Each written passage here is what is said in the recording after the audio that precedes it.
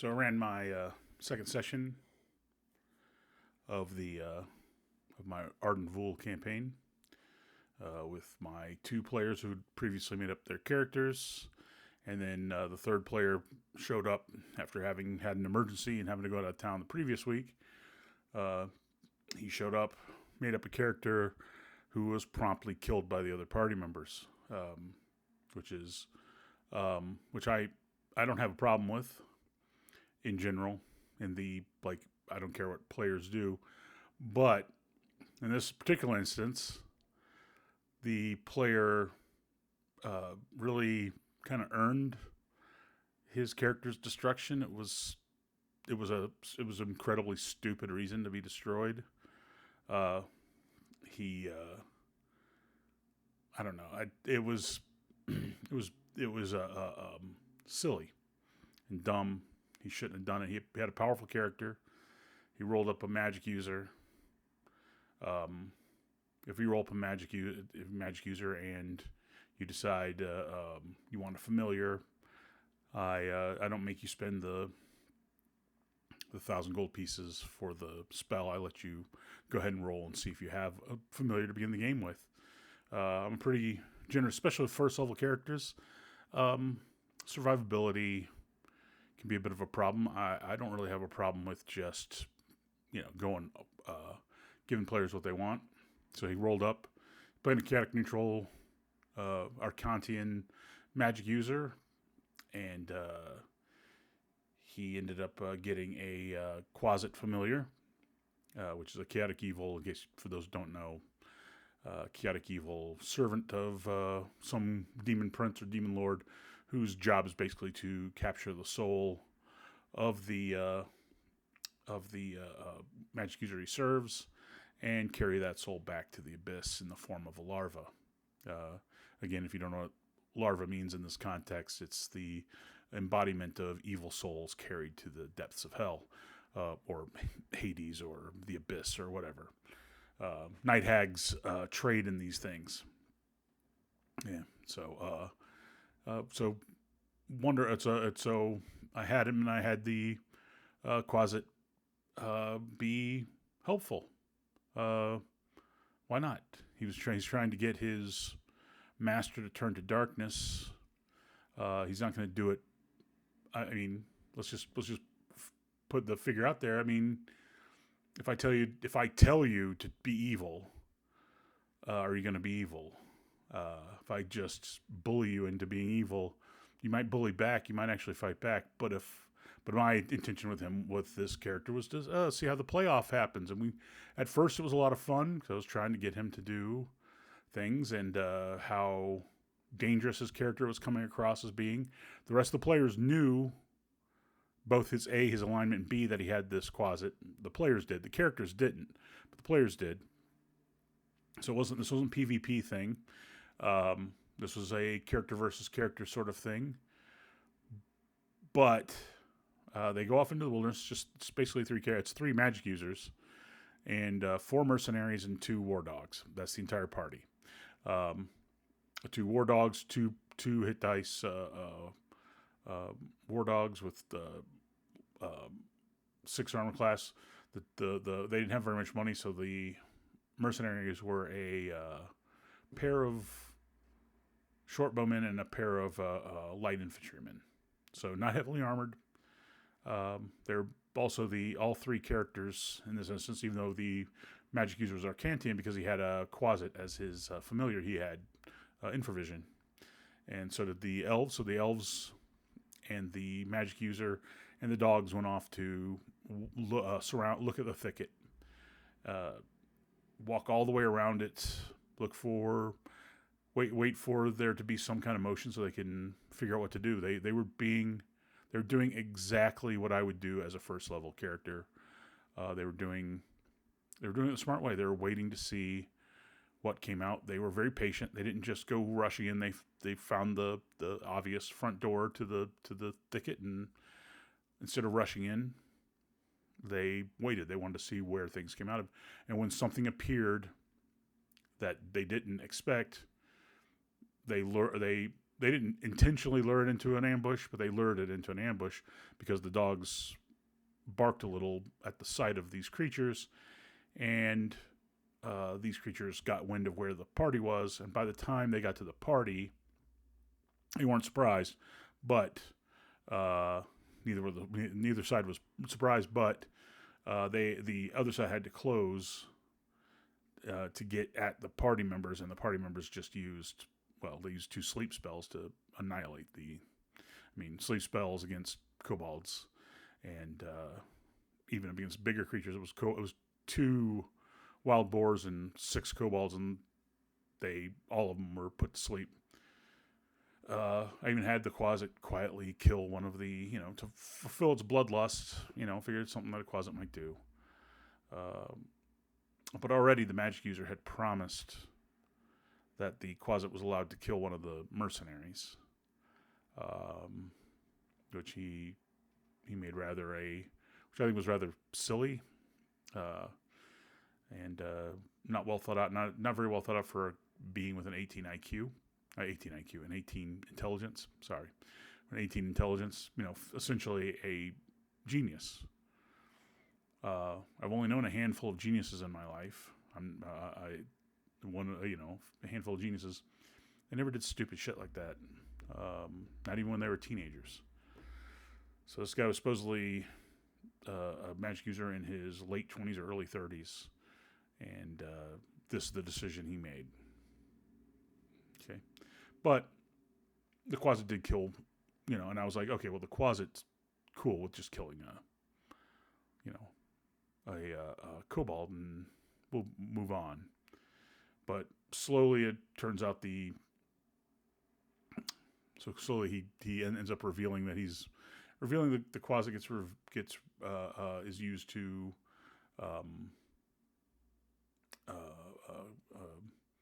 help. He uses his telepathic abilities to terrify the one kobold they let survive the encounter and interrogated, and turned what was already going to be a successful interrogation with the 18 charisma magic user thief character was going to get the information out, but he made it a lot more interesting and a lot more terrifying. The Quasit did, and the magic user told the Quasit to go ahead and kill the kobold, therefore ceasing to be invisible and revealing himself.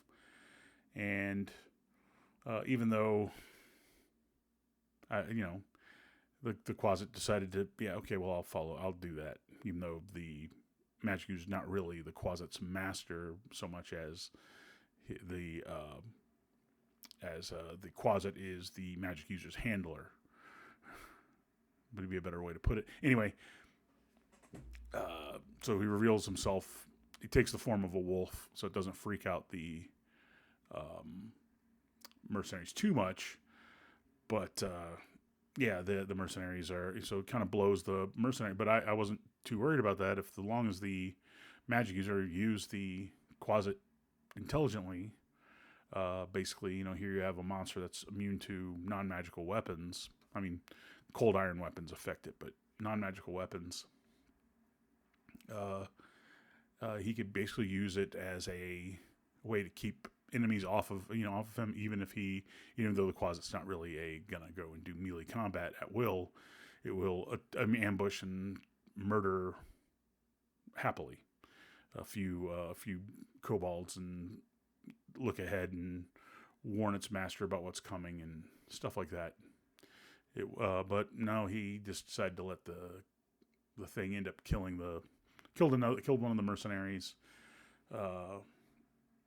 thus revealing more or less that he was the part they figured, because the Quasit's poison and its method of attack makes it obvious the kind of damage it's doing. So everybody figured out exactly who killed the one mercenary, and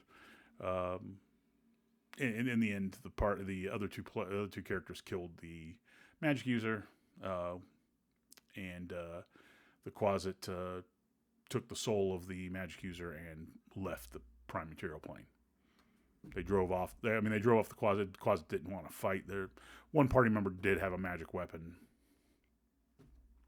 so there was a chance. There's always a chance that he could have done some harm to the Quasit. So anyway, so now the guy's, and he's making up a new character next week. He's supposedly making it up. He was supposed to call me today if he wanted to finish making the character up, but we'll see. He had it like 90% done last night, but I don't know. It wasn't that great of a session for that reason. Just because it just was pointless.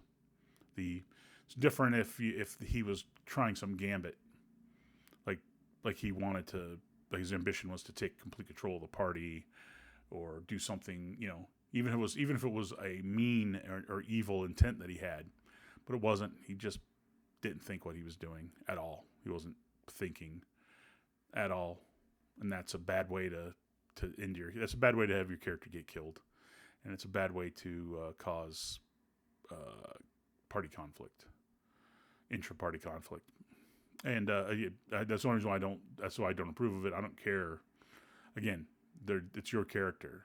If you were in my group and you decided you wanted to murder henchmen, yeah, that's fine. Well, they sicked the dogs on the magic user, and after the magic user got knocked unconscious, and the dog tore the throat out of the magic user, and that was the end. That was pretty much the end of the thing. And then the party went back to the party had extracted tons of information out of the kobold. They got tons of great information out of the kobold. It was an absolute triumph of interrogation and maneuver, but it kind of ended abruptly because now they had to drag the dead body of a mercenary back to Gosterwick. It ended rather abruptly, in that the player who plays that character, he not because his character was killed, but he had to leave early, so the session ended rather abruptly. It took a while for him to make that character up in the first place, which ate into the session. Then the session goes on. They got some preliminary stuff done, and had they gone on and gone into the thicket and gotten a little bit more done, we had time. We could have gotten 2 more hours of gaming in before having to retreat. Who knows what they could have accomplished? They accomplished a lot, considering they only had one random encounter for the entire session. It wasn't even a very long fight. Fight lasted exactly half a round. 2 sleep spells went off. There were 6 unconscious kobolds and 2 unconscious boars. It was over. And it was well out of earshot, well away from, there was no alarm go off in the thicket. Now, of course, the thicket's going to have, that's a pretty big thing that's going to hit the thicket. They're going to be aware that somebody's out there stalking it.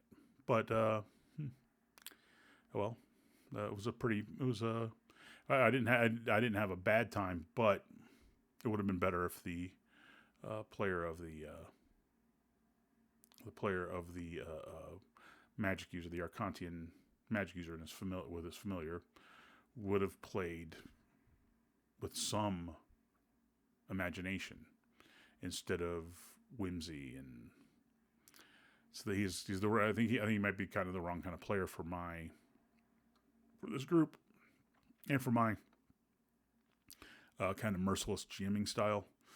My kind of just because an idea is cute, I don't have a rule of cool. Just because an idea is cool doesn't mean it works.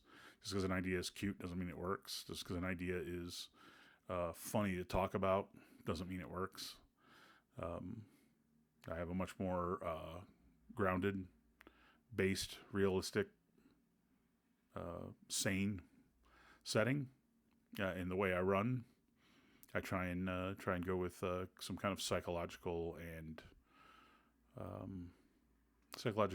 realism, some sort of grounded in the way people react to things in general. Even if it's, people, try going around acting goofy in the real world in order to influence people. Serious people don't get influenced easily by goofiness. You get misled by all the stuff online because there's just a ton of very goofy people online, and they tend to be the ones who enjoy. So, and I'm not talking about online role playing. I'm just talking about the social media kind of a childishness and silliness comes to the fore in people's behavior online, and people behave online differently than they would face to face most of the time. And it's become more and more the sort of real world we live in is the online world. But for those of us who remember what the world was like before there was social media, who are those of us who easily remember what that was like, in fact, remember what it was like before there was a World Wide Web, let alone social media, we have a little more experience of the way people react, the broader swath of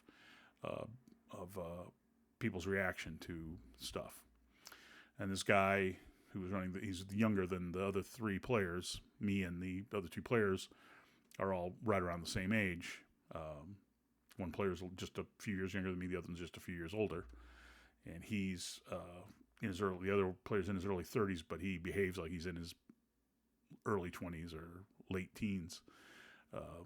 So he's immature for his age, and he's 20 years younger than us. So, but anyway, but he's been playing with us for a while, but I don't know if I don't want to be like the guy who forced him up, but this might be a bad culture fit for him. Speaking of, that's a terminally online thing to say, culture fit, this corporate speak, but he just doesn't play.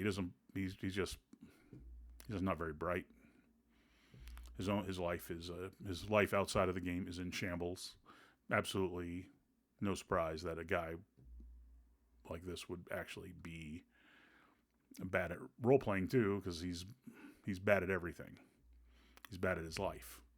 Nice guy, not a dishonest person, not a horrible person, just not smart, But anyway, that's so he's going to make this next character is going to be a Arcantian cleric. I don't know which deity he's going to pick, and we'll see on that. We'll see how he plays, what he does, and I might, So he's only one of 4 players, and the 4th player he had these last two. He had to miss these last 2 sessions, which happened to be the first 2 sessions of this new campaign. So that guy will be making up a new character next week too. So I got to contact him and see what he wants to do, so that we get a little bit of that done beforehand, so I can give him a little, so that we don't have to sit there and spend most of the session making up a new character. Even though characters are relatively easy to make up in first edition, there's still a lot of decision making, and my games, I run my games fairly difficult to play in. I have a high learning curve, so people are cautious about what they want to play. Generally, anyone who's used to my games, and all of these guys are, they're going to be somewhat influenced by that.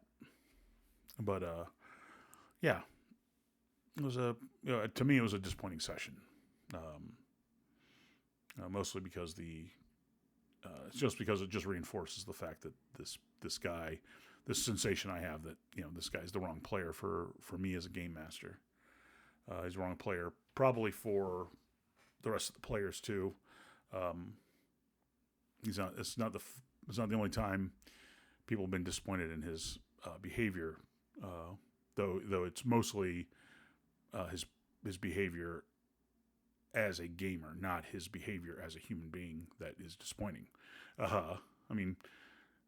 He's done some stupid thing in his life, but it hasn't had any negative impact on me or any of the other players outside of his decisions in game. His decisions out of game, that's his problem, not mine, and not any of the other players. So it's just,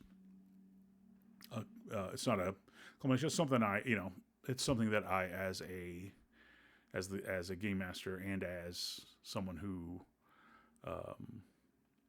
as a game master, I don't want to be the guy in charge of the game group. I'm not the boss. I'm just the game master. I'm just the guy running the show. I'm the guy. I'm the referee. I'm the guy telling. I'm the guy telling the story. No, I'm the guy running the world. So confronting people about that doesn't bug me, but it does bug me that I'm going to be the guy in charge. But we're playing here at my place, so by default, whoever is, if I'm both the game master and the guy hosting, I think it's completely on me to take care of this. And I've frankly not been a proper adult about it. So anyway, so it's the only thing I have to. It's the only thing I really had to say. I didn't really want to come in here and say bad things about the player too much, but it's the only thing that really happened in the session. That was, I mean, a lot of stuff happened in a very short period of time, and then all that stuff revolved around, half of it revolved around the mistakes made by one player, by one person sitting at the table.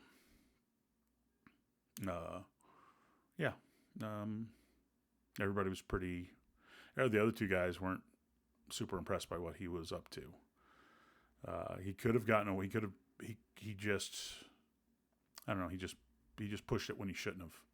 I've seen this kind of behavior before. You just kind of get euphoric. I hate to use that term, but you're kind of euphoric because you have something cool, and you play into it. Yeah, and you play it up, and instead of being, instead of being the guy, instead of thinking about the impact of your actions on the session, you just run with this one little aspect and start having fun. And everybody's made mistakes playing. It's just this guy. It's a culmination of, this is, 50% of the time he's doing stuff like this. This just was a more extreme version, but half the time he's making bad decisions that irritate the other players. And I'm loath to kick him out, but because I'm loath to kick him out and because I'm slightly lazy, I'm giving him one more chance. But I'm not sanguine about this. I'm not optimistic. I think I've about run out of patience with him as a player, and frankly, I don't really. I'm all right with running just 3 players. Starting tomorrow night, hopefully, I'll be running another campaign with one player. Though that, to be fair, that player is a handful. He comes up with more ideas than my Saturday night group does combined. Even when I had 8 players in the Saturday night group, they did not come up with as many interesting ideas as this one player did. I was hoping to get him in with another guy, but the schedules, his schedule, my schedule, and the other guy's schedule are all do not make it. And I just wanted to have the 2 players and me. So now I'm gonna have the 1 player and me, and then maybe I can find someone else to join in that Monday night game. That would be nice. But I have to be careful with that one because it would just he's again, his personality is a big personality. He can overwhelm people who are too passive and make the game. If the game's going to be all about him anyway, because he's such a forceful personality, he has so many ideas, such a thinker. He thinks ahead of, he's constantly proactive. That it will shrink the role of another player if that player is not capable of keeping up with him. I've been in a campaign with this same player as a player, me and him, the only 2 players in the group, and a game master, and I'm able to keep up with him, but I'm not generating as many interesting ideas as he is. He's constantly doing things, thinking he's doing a lot of the heavy lifting, thinking even when I was playing. And what kept me in the is that I'm all right with that. I was all right with being basically being the executive officer. He was the CEO, I was the executive officer. Basically, I ran all the NPCs, and he was the idea guy. So that was basically what that campaign boiled down to. I ran my own character and the henchman, and he ran his character, and we just made decisions. Usually, it was he came up with a good idea. I said, "Yeah, that's a good idea. Let's pursue that." And every now and then, he came up with a bad idea, and I pointed out to him why it was a bad idea, and he said, "Yeah, let's not pursue that. Let's do this other thing." And that was a very successful. That was a very fun campaign. I had a blast with that campaign because it was just the two of us. Neither of us had to worry about sharing the spotlight. So I found that imbalance of player types can cause problems, and that's what this previous session shows. That there might be too much disparity. There's already the two players who are already there, are very different players, even though they're similar in age. The one guy thinks much closer to the way I think, and for obvious reasons, the player who thinks more like the game master is obviously going to get more out of the campaign. Just it's obvious. It's because we're human beings and I'm not just a CPU. I'm an actual living, breathing, thinking human. So the interaction between me and the one player are stronger. We just gotta the big thing is the other, and that means the other player. He doesn't have as much. He doesn't deliver as much to the group. So I'm worried about that. If it was just the two of them, the one player would be so dominant because he plays to the game masters. He plays the way I would play in his, not exactly the way he would play, but he's much closer to my thinking.